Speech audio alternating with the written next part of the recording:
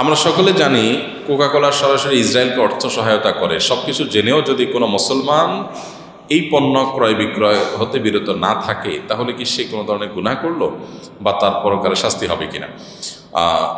যে সমস্ত কোম্পানি পরিষ্কারভাবে মুসলমানদের বিরুদ্ধে কাজ করছে অথবা মুসলমানদের নিধন যজ্ঞে, মুসলমানদের গণহত্যা, নিরপরাধ মানুষকে গণহত্যার জন্য যারা বিভিন্নভাবে ভূমিকা তারা রাখছে, সেটা অর্থ দিয়ে হোক, ফান্ড দিয়ে হোক অথবা নৈতিকভাবে সমর্থন করে হোক, এরকম কোনো ভূমিকা যদি অবতীর্ণ হয় যেই কোনো কোম্পানি, তাহলে সেক্ষেত্রে তাদের সুবিধা দেওয়া হারাম। তাদেরকে সুবিধা দেওয়া বা তাদেরকে সুযোগ দেওয়া, তাদের পণ্য কিনে তাদেরকে আপনি সুবিধা দিলেন, এই পণ্যের লভ্যাংশ তারা পেয়ে অপকর্ম করবে বা তাদের শক্তি বাড়াবে, ফেস ভ্যালু তাদের বাড়বে, তো এটাতে আপনার ভূমিকা রাখার সুযোগ নাই। এটা আপনার নৈতিকভাবে আপনার এই কাজটি করা উচিত না। আল্লাহর কাছে এর জন্য আপনার দায় থেকে যেতে পারে যদি আপনি জেনে শুনে এরকম করেন। একটা হলো যে না, আমি তাদের ভূমিকা পরিষ্কারভাবে আমার জানা নাই, অজান্তে করেছি, সেটা ভিন্ন বিষয়। কিন্তু আমার কাছে যদি পরিষ্কার হয়ে যায় যে এদের ভূমিকাটা কি, তাহলে আর সেখানে আমাদের কোনো প্রকার মদদ, পরোক্ষ মদতও যদি হয়, তাহলে সেটার জন্য আমাদেরকে দায়ী হতে হবে। আল্লাহ বলেছেন, ওয়ালা তাআওয়ানু আলাল ইসমি ওয়াল উদওয়ান, পাপ এবং সীমালঙ্ঘনের কাজে তোমরা একে অন্যের সহযোগী হইও না। এই যে কোকা-কোলার কথা বলছেন, সম্প্রতি তাদের যে অ্যাডভার্টাইজমেন্টের পরে আবার আলোচনাটা নতুন করে উঠে আসলো, সেই অ্যাডভার্টাইজমেন্টে আপনারা লক্ষ্য করেছেন তারা কিন্তু বারবার করে বিভিন্নভাবে বোঝানোর চেষ্টা করতেছিল যে এটা ইসরায়েলের পণ্য না, এটা তারা বোঝার চেষ্টা করতেছিল। এবং নামটা তো ডাইরেক্ট নিতে পারে না, ঘুরায় ফিরে ওই জায়গার না, এই জায়গার না। এখান থেকে বোঝা যায় যে মানে এই রাষ্ট্র কতটা অভিশপ্ত হলে বা এই নাম কতটা অভিশপ্ত হলে এই নামটা পর্যন্ত মুখে তারা নিতে পারছে না। এখান থেকে পরিষ্কার হয়ে যায়। আরেকটা বিষয় পরিষ্কার হয়, তারা শুধুমাত্র যদি এইটুকু বলতো যে আমরা ফিলিস্তিনকে সমর্থন করি, আমরা ফিলিস্তিনের গণহত্যাকে সমর্থন করি না, এই কথাটুকু যদি বলতো তাহলে তো কিল্লা ফতে হয়ে যেত। কিন্তু এত কথা বলতে পারলো, আসল কথা বলতে পারলো না। এখান থেকে বোঝাই যায় যে তারা এই গণহত্যার ব্যাপারে তাদের সমর্থন আছে। যদি সমর্থন না থাকতো তাহলে তার বিরুদ্ধে অভিযুক্ত সেটাতে তারা এটা অস্বীকার করলেই পারতো যে আমরা এই গণহত্যাকে সমর্থন করি না বা কোনোভাবে আমরা সহায়তা করি না, এখানে অন্যায়ের সাথে আমরা নাই, বলতে পারতো। সেটা না বলাটা পরিষ্কার করেছে যে তাদের ডাল মে কুচ কালা নেই, পুরাই কালা হয়। বুঝা যাচ্ছে কথা? আমাদের বাসা বাড়িগুলো শুধুমাত্র এই কোকা-কোলাই না, বহু ইহুদি পণ্য আছে যেগুলো আমাদের বাসা বাড়িতে ভরা। আমি কম কোয়ালিটির জিনিস কিনবো, বেশি দাম দিয়ে তুলনামূলক এর চাইতে খারাপ জিনিস কিনবো, তারপর এদের জিনিস কিনবো না। তাহলে আমার এই যে স্যাক্রিফাইস হলো, এই যে আমি বেশি দাম দিয়ে কিনলাম, এই যে আমি কোয়ালিটি কম জিনিস নিলাম, কম কোয়ালিটির জিনিস নিলাম, এটার কারণে আল্লাহর কাছে বিনিময় পাওয়া যাবে ইনশাআল্লাহ। সম্প্রতি নবম শ্রেণীর বইয়ের কিউআর কোড স্ক্যান করলে মেয়েদের গোপন ড্রেসের ওয়েবসাইটে নিয়ে যাচ্ছে, এ ধরনের ঘটনাকে আপনি কীভাবে দেখছেন? আমি আর কীভাবে দেখবো, সবাই যেভাবে দেখছে এভাবেই।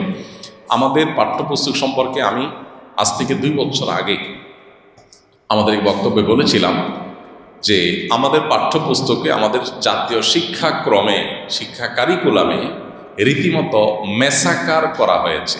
মেসাকার, ধ্বংসযজ্ঞ চালানো হয়েছে। প্রতিটি বইয়ের প্রতিটি পৃষ্ঠায় ছত্রে ছত্রে, লাইনে লাইনে বিষ ঢুকিয়ে দেওয়া হয়েছে এবং সরকারকে ভুল বুঝিয়ে কিছু এনজিও, বিদেশি কিছু দালাল, এরা কিছু টাকা পয়সার বিনিময়ে তারা এই শয়তানিগুলো করে আমাদের সমাজ, আমাদের সংস্কৃতি, আমাদের এদেশের মানুষের, সকল ধর্মের মানুষের ধর্মীয় বিশ্বাস, মূল্যবোধ সবগুলোকে বৃদ্ধাঙ্গুলি দেখিয়ে তারা এই দেশকে ধ্বংস করার নীল নকশা পেতে বসেছে। এটা তারই অংশ। এখানে ব্যাখ্যা দেওয়া হচ্ছে যে এই কিউআর কোড স্ক্যান করলে আগে অন্য জিনিস দেখা যেত, এখন এটা দেখা যাচ্ছে, এগুলো অজুহাত মাত্র। এক্ষেত্রে যদি আপনি এই ব্যাখ্যা দেন তাহলে সেক্ষেত্রে আশেপাশে যে আরও বিভিন্ন বিষয় আছে, সে আপনার প্যাড এবং আপনার ট্যাবু ভাঙার নাম করে মাসিকের আলাপসালাপ, এগুলো ছেলে মেয়েদের একসাথে মাখামাখি করে কিশোর কিশোরীদের করছেন। এখানে কি করছেন? এখানে তাদেরকে জেনার দিকে নিয়ে যাচ্ছেন, এখানে তাদেরকে যৌন অপরাধের দিকে তাদেরকে নিয়ে যাচ্ছেন। তারা যাতে তাদের মধ্যকার যে লাজ, লজ্জা, যে ব্যারিয়ার আছে, সে ব্যারিয়ারটা ভেঙে দিতে চাচ্ছেন। এই ব্যারিয়ার ভেঙে দিলে কি লাভ হবে? মানব সভ্যতার কি ক্ষতি হয়েছে হাজার হাজার বছর ধরে এই ট্যাবু থাকার কারণে? কি ক্ষতি হয়েছে? আর এই ট্যাবু ভাঙার কারণে কি উন্নতি সাধন হয়ে গেছে মানব সভ্যতার? যে মেয়েদের মাসিকের ব্যাপারে ছেলেরা জানাজানি হয়ে গেলে কি লাভ হবে? ফজিলতটা কি? মর্যাদাটা কি? মর্যাদা একটাই বা লাভ একটাই, যে এটাতে ছেলে এবং মেয়েদের মধ্যকার যে জড়তা আছে, লাজুকতা আছে, স্বভাবজাত লজ্জাশীলতা আছে, এটা ভেঙে যাবে। তখন জেনা ব্যভিচার কোনো দোষের কিছু মনে হবে না। এই চক্রটাই আমাদের সমাজে বিবাহ বহির্ভূত সম্পর্ককে একসময় যতটা দোষে মনে করা হতো, এখন মানুষ খুব নির্লজ্জের মতো করে বয়ফ্রেন্ড গার্লফ্রেন্ডের পরিচয় সরাসরি দিয়ে দেয়, বিএফজিএফ গার্লফ্রেন্ড বয়ফ্রেন্ডের পরিচয় দিয়ে দেয়। এই যে পরিচয় এখন দিচ্ছে খুল্লম খোলা, কোনো লাজ লজ্জা নাই, রাগ ঢাক নাই, এই যে অপরাধ বোধ উঠে গেছে সমাজ থেকে, এটা খুব ভয়াবহ একটা দিক। তো অপরাধ করা এক জিনিস, আর অপরাধ বোধ না থাকা সেটা আরেক জিনিস, খুবই ভয়াবহ ব্যাপার। তো সমাজকে সেদিকে তারা নিয়ে যাচ্ছে। আমাদের বইয়ের ছত্রে ছত্রে তারা এই কাজগুলো করেছে। এই কালপ্রিটদেরকে বিচারের আওতায় আনা উচিত, উপযুক্ত শাস্তি দেওয়া উচিত। আমার সন্তানকে তার ধ্যান ধারণা, এদেশের শিক্ষা সংস্কৃতি, তার ধর্মীয় বিশ্বাস বিরোধী জিনিস এদেশের কেউ শেখাবার কোনো নৈতিক অধিকার রাখে না। জোর করে আমার সন্তানকে, আমার চিন্তা চেতনা, আমার সন্তানের চিন্তা চেতনা বিরোধী জিনিস পুশ করার যে অপচেষ্টা করা হচ্ছে, সেটা রীতিমতো সন্ত্রাস বলা যেতে পারে। এটা আমাদের দেশকে ভালো কিছু বয়ে আনবে না, আমাদের দেশের জন্য ধ্বংস ডেকে আনবে। বিধায় এদের ব্যাপারে আমরা যত তাড়াতাড়ি বুঝতে পারবো। ইতিমধ্যে আলহামদুলিল্লাহ ঊর্ধ্বতন কর্তৃপক্ষ এর সাথে সংশ্লিষ্ট দুই একটা কালপ্রিটকে ওএসডি করেছে, এটা খুবই আনন্দের সংবাদ আলহামদুলিল্লাহ। কিন্তু এর ধারাবাহিকতা রাখা উচিত এবং পরবর্তীতে যাতে কোনোভাবে এই জিনিসগুলো না থাকে। এই যে শরীফার গল্প সিদ্ধান্ত হয়েছে, আগামী বছর থেকে এই গল্প আর থাকবে না। কিন্তু এই গল্পর বিকল্প হিসাবে যেটা রচনা করবে, ওই কালপ্রিটটাই রচনা করবে ঘুরিয়ে ফিরিয়ে। সেক্ষেত্রে কোনো পরিবর্তন হয় নাই। তাহলে যারা এত বড় একটা অন্যায় করলো, জেনে শুনে একটা বীজ ঢুকাই দিল, শয়তানি করলো, গল্প থাকবে না বুঝলাম, কিন্তু আমাদের শিশুদেরকে শিক্ষার নামে যে কুশিক্ষা শিখাচ্ছে, এটার জন্য যারা দায়ী তাদের বিচার কি হওয়া উচিত না?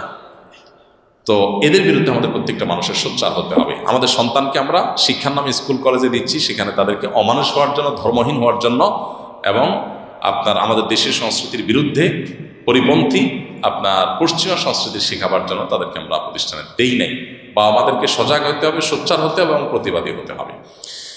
ইদানিং নেটে প্রবেশ করলেই কাপল ব্লগের ছড়াছড়ি, দিন দিন এটি বেড়েই চলেছে। এ থেকে পরিত্রাণের উপায় কি? দেখুন, যাদের মোবাইলে এগুলো আসে, যে পেজ, যে আইডি, যে গ্রুপ থেকে আসে, সেগুলো আনফলো করেন, সেগুলো ব্লক করেন, সেগুলো থেকে আপনি বেরিয়ে আসার চেষ্টা করেন। এটা খুব সহজ, প্রয়োজন অন্যদের সহযোগিতা নিতে পারেন। আর যারা এই ব্লগগুলো তৈরি করছেন, এরা হলো রীতিমতো একটা, বলা যেতে পারে, শতাব্দীর সবচেয়ে শ্রেষ্ঠ, সবচেয়ে বেশি বড় বেহায়া। কারণ এই শতাব্দীতে যত বেহায়াপনা হচ্ছে, এর ভিতরে এই বেহায়াপনাটা যাদের মধ্যে হচ্ছে, তাদের মধ্যে বেহায়াপনার বোধটুকু পর্যন্ত নেই। স্বামী স্ত্রীর একান্ত মুহূর্তগুলোকে ভিডিও করে করে মানুষকে দিচ্ছেন, আপনার বউকে মানুষের সামনে উপস্থাপন করছেন। কেন? কিছু ভিউ কামানোর জন্য, অ্যাডসেন্স করে কিছু পয়সা কামাই করবেন সেজন্য।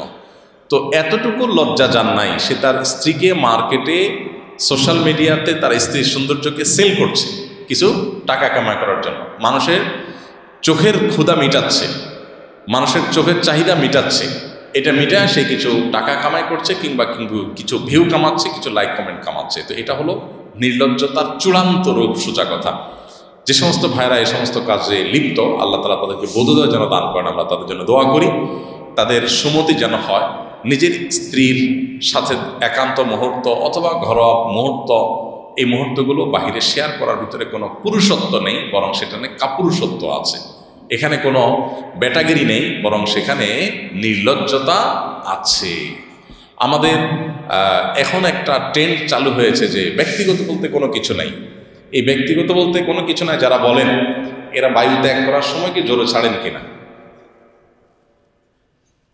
তারা সব ট্যাবু ভাঙতে চান, এই ট্যাবুও কি তারা ভাঙতে চান কিনা? মানুষ ওয়াশরুম করে নির্জন জায়গা, এরা চাইলে সেখানে ওয়াল তুলে গ্লাস লাগাই দিতে পারে, যাতে চারপাশ থেকে দেখা যায়। কারণ এই যে মানুষ ব্যক্তিগত কিছু কাজ লুকানোর চেষ্টা করে, এই চেষ্টাটা যদি দোষের হয়, তাহলে ওই ক্ষেত্রে গ্লাস লাগানো উচিত তারা অন্তত শুরু করা দরকার। তো বোঝা গেল যে তারাও সব ক্ষেত্রে সব ট্যাবু ভাঙতে চান না। তো স্বামী স্ত্রীর ঘরোয়া আলাপ সালাপ, ঘরোয়া বিষয়গুলোকে লোকচক্ষুর সামনে নিয়ে আসার ভিতরে কোনো ব্যাটাগিরি নাই, আছে নির্লজ্জতা। এখান থেকে সমাজের ভালো কিছু বয়ে আনবে না, মন্দ কিছু ছাড়া। আল্লাহ তাআলা আমাদেরকে বোঝার তৌফিক দান করুন। ইদানিং গ্রামাঞ্চলে হাফ প্যান্ট পরা ছেলে অনেক দেখা যাচ্ছে, যদিও বয়সে তারা প্রাপ্তবয়স্ক। ইসলামের আলোকে বয়স্ক মানুষদের হাফ প্যান্ট পরে জনসম্মুখে ঘুরে বেড়ানোর বিধান কি? এটা পরিষ্কারভাবে হারাম কাজ ভাই।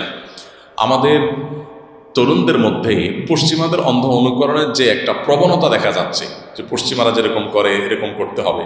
আমাদের এই অঞ্চলে মানুষ লুঙ্গি পরে, এখন আমাদের তরুণ সমাজের একটা বড় অংশ আছে এরা জীবনে লুঙ্গি পরে না, তারা শুধু প্যান্ট পরবে, ওই চুঙ্গা ছাড়া কিছু পরবে না। তারা হয় হাফ চুঙ্গা পরবে আর নাহলে ফুল চুঙ্গা পরবে, মানে চুঙ্গাই পরবে সব অবস্থায়, কিন্তু তারা কোনো অবস্থাতে লুঙ্গি পরবে না।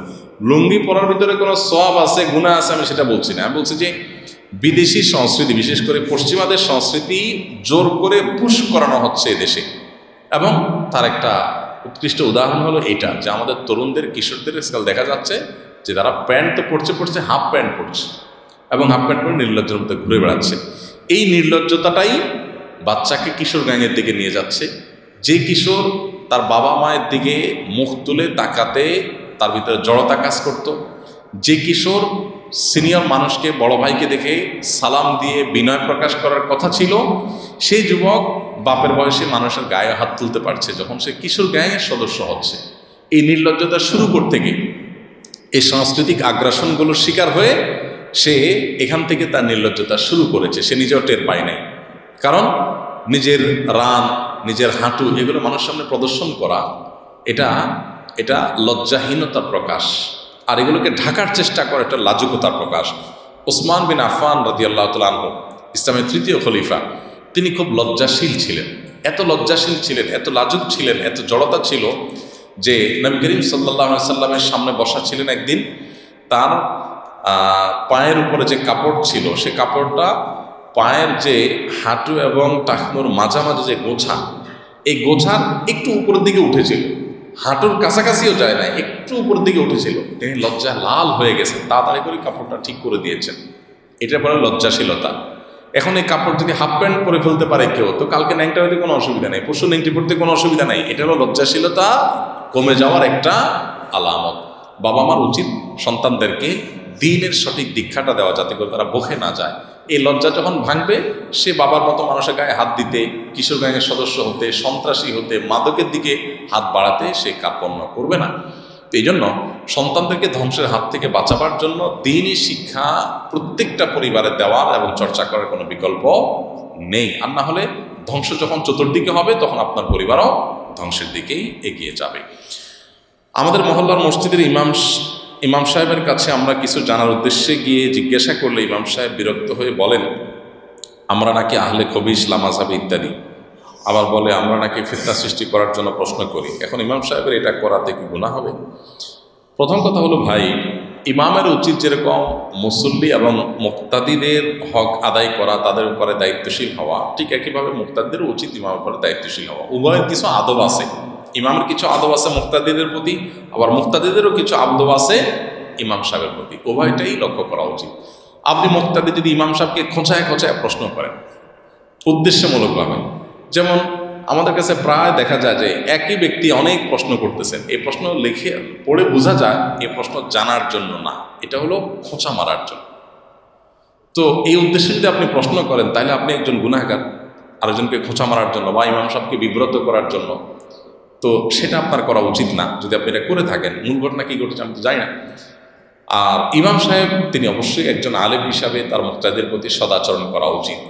ভিন্ন কোনো আমল করলে, ভিন্ন কোনো মতের মানুষ থাকলে তাকে অশ্রদ্ধা করা, তার নামকে বিকৃতি করে বলা, এটার কোনো অনুমতি কোনো অবস্থাতে ইসলাম কাউকেই দেয় নাই। আল্লাহ বলেছেন, ওয়ালা তানাবাজু বিল আলকাব, তোমরা মন্দ নামে কাউকে ডেকো না।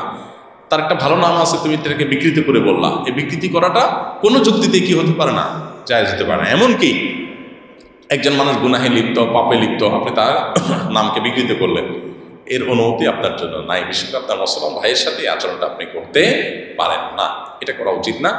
আর পাশাপাশি অন্য মতের উপর আমল করবে মানুষ। গ্লোবালাইজেশনের এই যুগে, বিশ্বায়নের এই যুগে গোটা পৃথিবীটা একটা গ্রামের মতো, ভিলেজের মতো। বিভিন্ন মতের মানুষ এক জায়গায় জড়ো হয়ে যায়। আগের মতো না যে এক অঞ্চলে একটা আমল চলছে, অন্য অঞ্চল থেকে অঞ্চলে মানুষ সচরাচর আসা যাওয়া ওইভাবে করার সুযোগ থাকতো না, যার কারণে ভিন্ন আমল হতো না। এখন গ্লোবালাইজেশনের কারণে সব জায়গায় সব রকমের আমলের ছড়াছড়ি আছে। তো এই ক্ষেত্রে যখন গ্লোবালাইজেশন ছিল না, তখনও সাহাবা ইকরামের চরিত্র ছিল, আমল ছিল, কর্মপন্থা ছিল, যে তারা কিন্তু এই সমস্ত পরিস্থিতিতেও পরিপূর্ণভাবে চেষ্টা করতেন অন্য মতের, বিশেষ করে কোরআন হাদিসের গণ্ডিতে যতক্ষণ থাকবে, একাধিক থট বা মাযহাব যখন থাকবে, সেগুলোকে শ্রদ্ধা করার। মসজিদে নববীতে সাহাবীদের সময়ে খোলাফাদের শাসন আমলে একাধিক মতের উপরে আমল মসজিদের মধ্যে হয়েছে, এটা নিয়ে তারা বিতণ্ডায় লিপ্ত হন নাই। দুঃখজনক, এখন আমাদের মনগুলোকে আমরা অনেক সংকীর্ণ করে ফেলেছি। আর অনেকে আসি যে আমার মতটা এলাকাবাসীর উপরে, ইমাম সাহেবের উপরে চাপাই দেওয়ার জন্য নানা রকম খোঁচাখুচি করছি, এটাও অবশ্যই দোষণীয়। তো মূল পরিস্থিতি কী হয়েছে আমি জানি না, সেজন্য আমি মৌলিক নীতিমালা শুধু বললাম। ইমাম সাহেবের যেমন সহনশীল হওয়া উচিত, মুক্তাদিদের প্রতি শ্রদ্ধাশীল হওয়া উচিত, মুক্তাদিদেরও উচিত ইমাম সাহেবের হক এবং অধিকারগুলোর করে সতর্ক থাকা, নিজে যেটা বুঝেছেন জেনেছেন এটা নিয়ে খোঁচাখুচি করা, চাপাচাপি করা, জোরপূর্বক পুশ করানোর চেষ্টা করা, অথবা বিব্রতকর পরিস্থিতি তৈরি করার চেষ্টা করা, এটা কোন অবস্থাতে জায়েজ নয়, উচিত নয়। আল্লাহ তাআলা আমাদেরকে ভালো আখলাকি মানুষ হওয়ার তৌফিক দান করুন। আমাদের মধ্যে আমি প্রায় সময় বলি, অনেক নামাজি কালামি, অনেক রোজাদার, অনেক সাদকাওয়ালা মানুষ থাকলেও আখলাকি মানুষের বড় অভাব। আল্লাহর কাছে কিয়ামতের ময়দানে সবচেয়ে ওয়েটফুল আমল হবে যেটা, সেটার নাম কি? আখলাক, উত্তম আচরণ। এই জন্য ইমাম সাহেবের আখলাকও যেমন সুন্দর হওয়া উচিত, মুক্তাদির আখলাকও সুন্দর হওয়া উচিত। আল্লাহ তাআলা আমাদের সবাইকে আমলের তৌফিক দান করুন। জাযাকুমুল্লাহ খাইর। সুবহানাল্লাহি ওয়া বিহামদিহি, সুবহানাকাল্লাহুম্মা ওয়া বিহামদিকা, আশহাদু আল্লা ইলাহা ইল্লা আনতা, আস্তাগফিরুকা ওয়া আতুবু ইলাইক। মাসবুক ব্যক্তি ইমামের শেষ বৈঠকে কি পড়বে? শুধু তাশাহুদ নাকি তাশাহুদ, দরুদ এবং দোয়া মাসুরা সব? ইমামের পিছনে মাসবুক ব্যক্তি তাশাহুদের শেষ অংশ পাঠ করতে পারেন শুধুমাত্র, আশহাদু আল্লা ইলাহা ইল্লাল্লাহ ওয়া আশহাদু আন্না মুহাম্মাদান আবদুহু ওয়া রাসূলুহু, এইটুকু শুধু পাঠ করতে পারেন।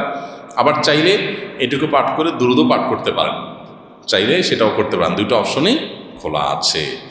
মানার উদ্দেশ্যে যে কোনো মাযহাবের সুবিধা গ্রহণ করা জায়েজ হবে কিনা? পুরো পরিষ্কার না প্রশ্নটা, তারপরে যতটুকু বুঝতে পেরেছি সেটা আলোকে উত্তর দিতে পারি। কোনো বিশুদ্ধ হাদিস মানতে গিয়ে কোনো একটা মাযহাবে কোনো একটা সুবিধা আছে,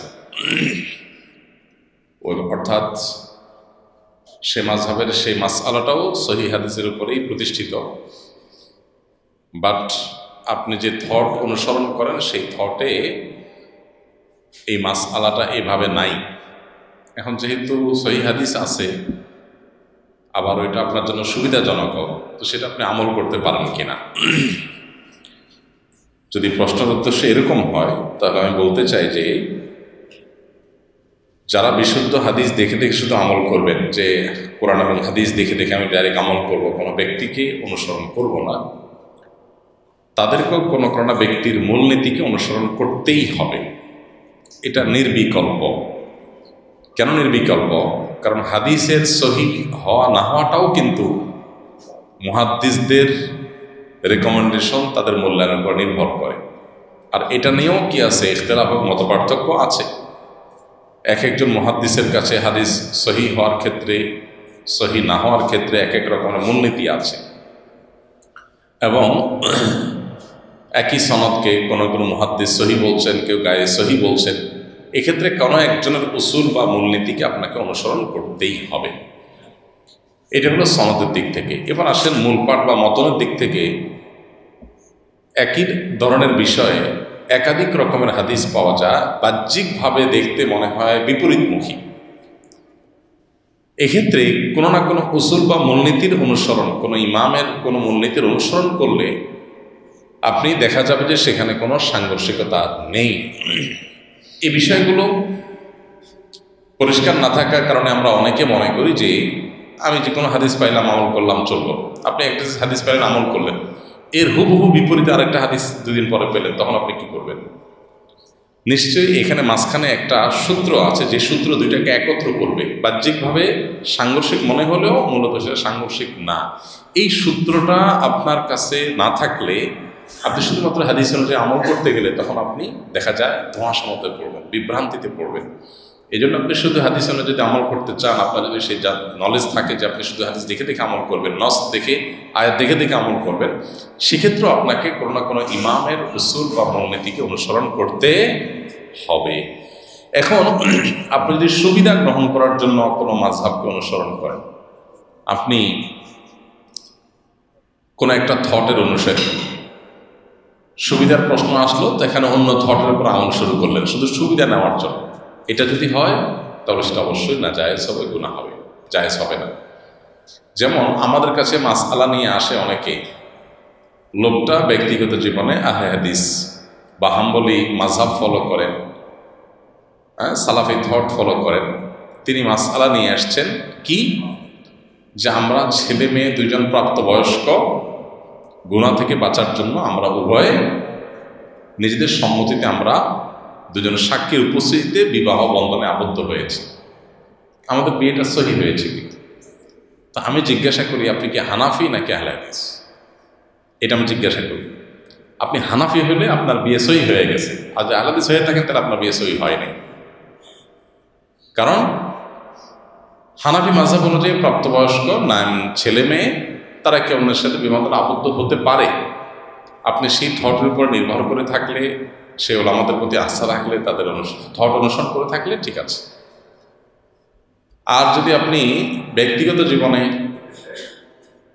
আহলে হাদিস থট ফলো করেন, হানাফি থট ফলো না করেন, তাহলে সেক্ষেত্রে আপনার বিয়ে বিশুদ্ধ হয় নাই, কারণ সেখানে মেয়ের বাবার পারমিশন আপনার বর্ণনা অনুযায়ী ছিল না।